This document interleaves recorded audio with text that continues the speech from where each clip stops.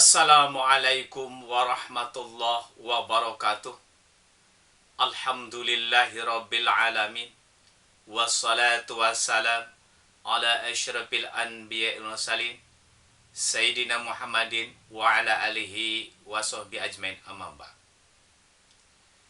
Di antara hal yang dapat menggugurkan dan menjadikan penghapus pahala amal kita adalah penyakit ria dan hasud.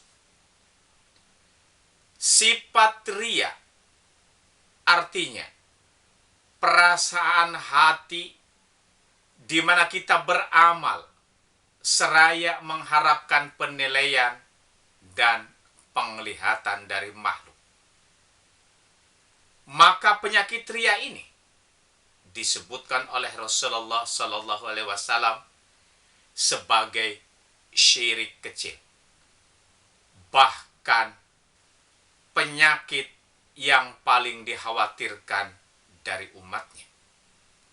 Hal itu sebagaimana yang terungkap dalam sebuah hadis. Rasulullah bersabda, perkara yang paling aku takutkan dari kalian adalah syirik kecil, yaitu ria. Kelak pada hari kiamat, saat membalas amal-amal manusia, Allah akan berkata, pergilah kalian kepada orang-orang yang dahulu sewaktu di dunia kalian harapkan pahalanya.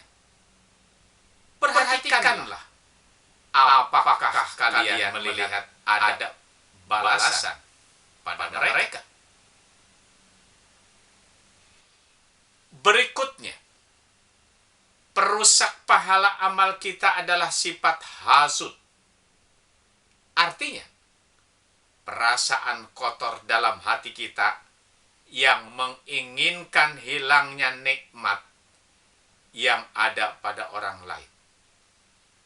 Rasulullah bersabda, jauhilah sifat hasud.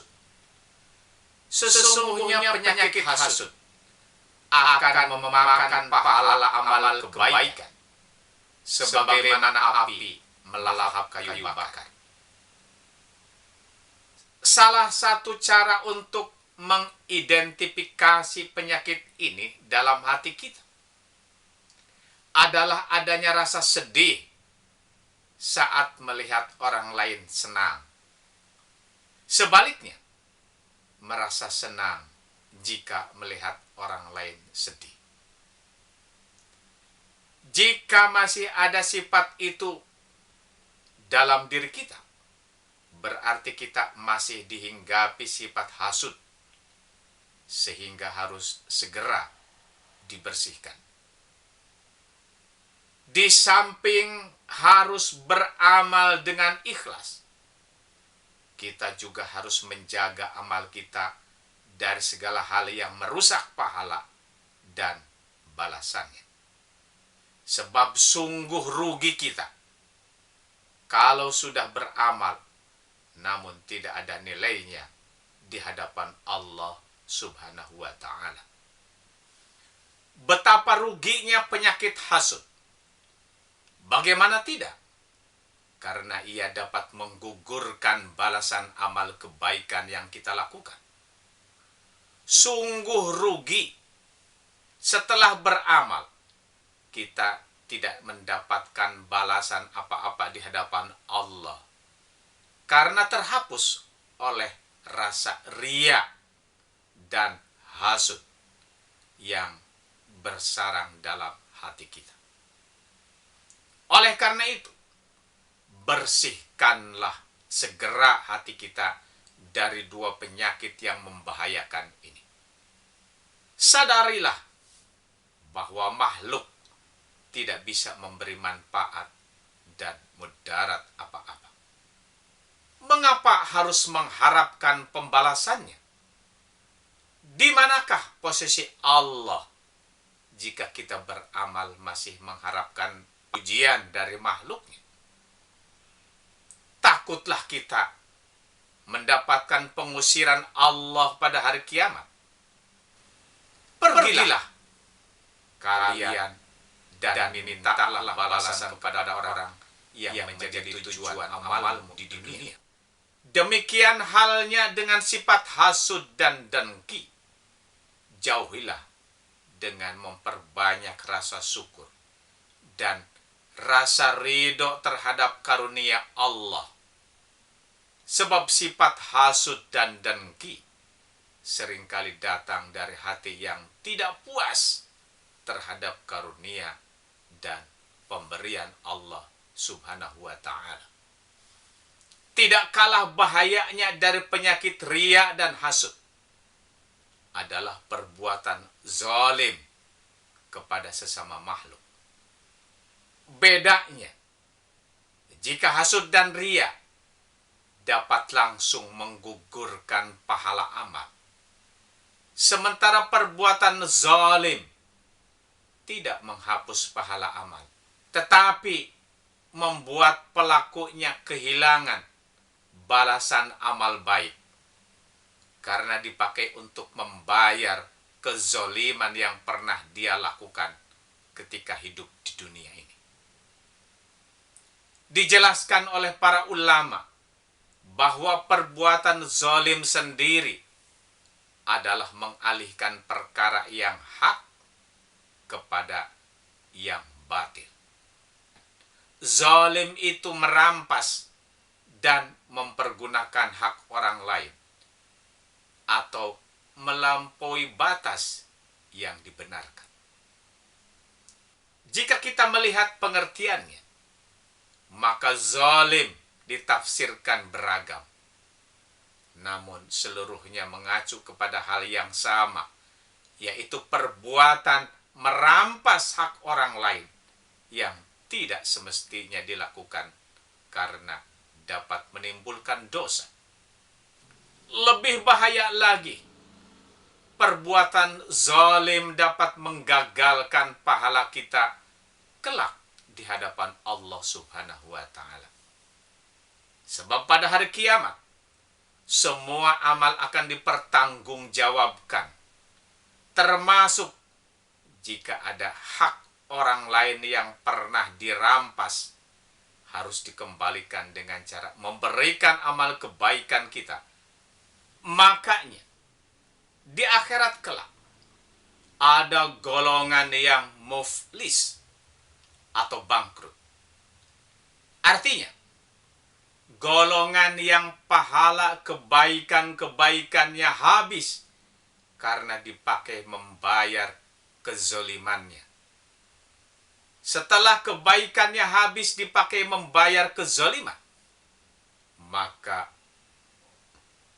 keburukan orang yang dizolimi akan dilimpahkan kepada dirinya.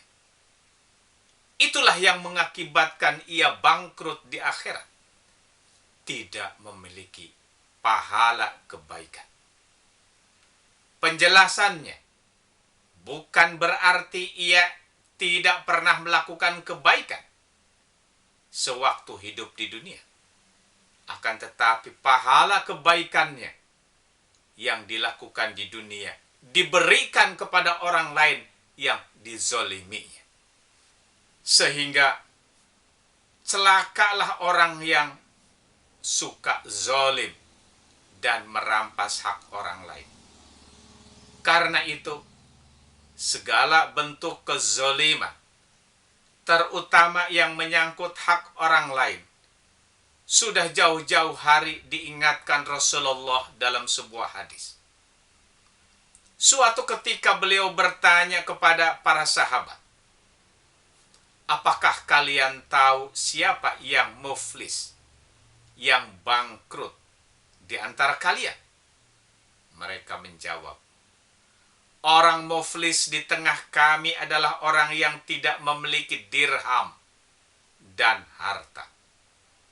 Lantas Rasulullah menjelaskan, orang muflis, bangkrut dari kalangan umatku adalah orang yang datang pada hari kiamat membawa amal sholat, zakat, dan puasa.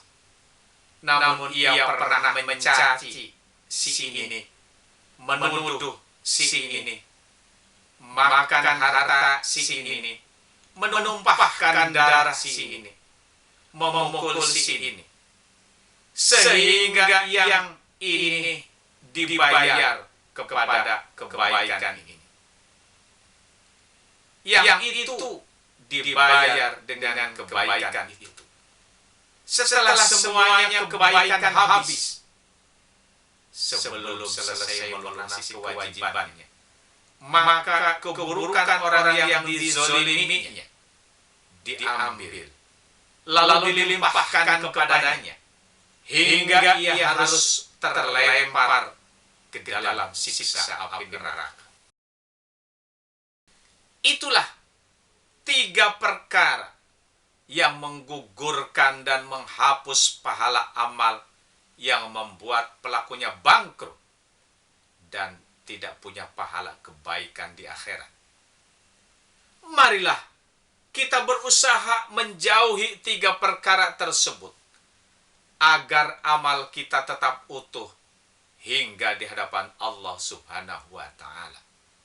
Bukan hanya catatannya, tetapi juga balasan dan pahalanya.